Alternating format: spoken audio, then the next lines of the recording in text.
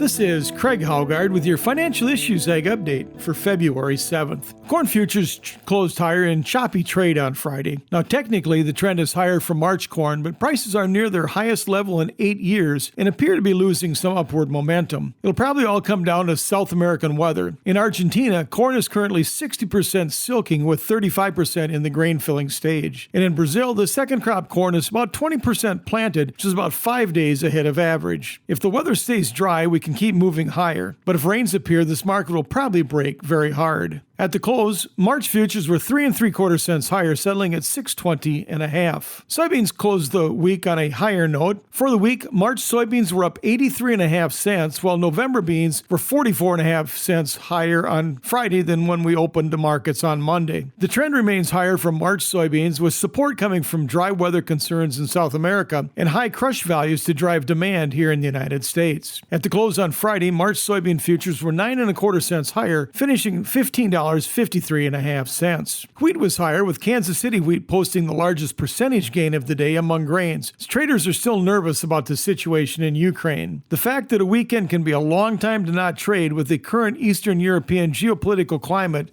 brought buyers into the market on Friday. At the close, Minneapolis March futures were 12 1/4 cents higher, closing at 9.13. Kansas City was 16 3/4 stronger, closing at 7.85 3/4. And Chicago futures were up 11.5 cents for the session as they close at 7.63 1/4. Cotton futures made a run back towards their recent highs on Friday, but then set back later in the session to close lower. At the finish, we had March futures down 88 points, settling at 126.74. Livestock futures were mixed to end the week. April live cattle were slightly higher. They're up 12.5 cents, settling at $146.87 per hundredweight. March feeder cattle were 62.5 cents lower, as they finished at $166.10 per hundred. April lean hog futures were $1.70 higher, closing at $100.07 per hundred. Class 3 milk futures finished the week on a really strong note. At the close, we had March futures 35 points higher as they settled at $21.66. And meat cutout values were mixed. Choice box beef ended the day $1.65 lower, closing at $279.81. Select boxes dropped by 42 cents to settle at $276.05. And pork carcass cutout values were slightly higher. They ended the day 20 cents stronger, settling at $97.41 per hundredweight. This has been Craig Haugard with your Financial Issues Ag Update. We'll be right back with more financial issues after this.